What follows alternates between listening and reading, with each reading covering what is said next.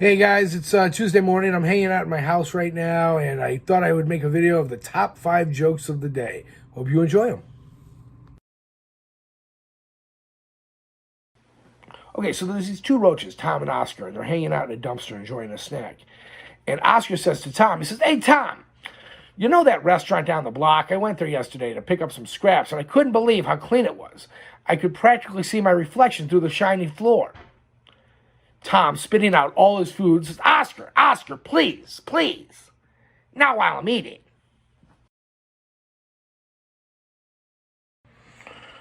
An Amish girl and her mother were visiting a mall. They were amazed by almost everything they saw, but especially by two shiny silver walls that could move apart and back together again. The girl asked, "Mother, what is this?"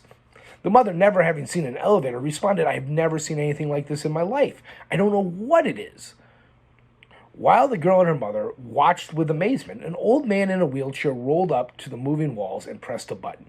The walls opened up and the man rolled between them into a small room. The walls closed again and the girl and her mother watched small numbers above the walls light up sequentially. They continued to watch until the last number was reached, and they watched some more as the numbers began to light in reverse order. When the walls opened up again, a very, very hunky young man with bunches of muscles and blonde hair and blue eyes walked out.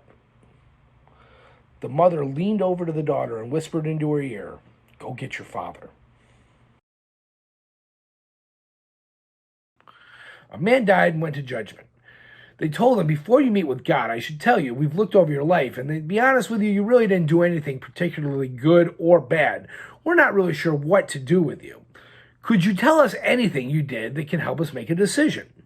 The newly arrived soul thought for a moment and replied, "Yeah, once I was driving along and came upon a person who was being harassed by a group of thugs. So I pulled over, I got out of bed, and went up to the leader of the thugs. He was a big, muscular guy with a ring pierced through his lip. Well, I tore the ring out of his lip and told him and his gang he better stop bothering the guy or they would have to deal with me." Gatekeeper looks at him and says, "Wow, that was impressive. When did this happen?" The guy looks at his watch. He goes, "Oh, that was about 3 minutes ago."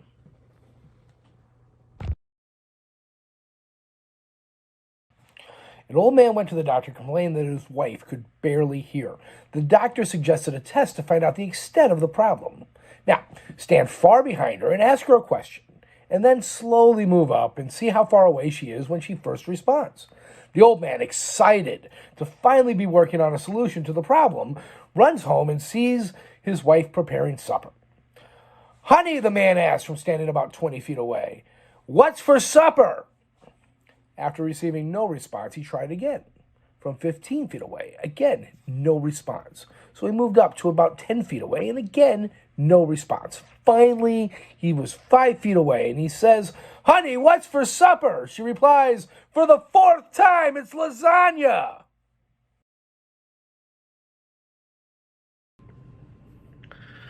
Albert Einstein has to go to a very important science conference.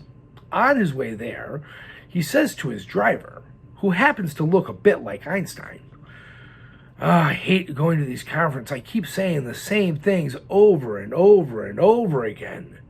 The driver agrees. He says, "You're right. As your driver, I've attended all of these conferences. And even though I know nothing of science, I could give the conference in your place." Einstein thinks about this for a second. He says, "You know what? That's a great idea. Let's switch places." So they switch places, and as soon as they arrive, the driver, who's dressed as Einstein, goes on stage and starts giving his usual speech, while the real Einstein, dressed as the car driver, attends the speech. But in the crowd, there's one scientist who wants to impress everyone and thinks of a very difficult question to ask Einstein, hoping he won't be able to respond. So this guy stands up and interrupts the conference by posing his very difficult question. The whole room goes silent, holding their breath, waiting on his response. The driver looks at him, dead in the eye. He says, "Sir, your question is so easy to answer that I'm going to let my driver reply for me."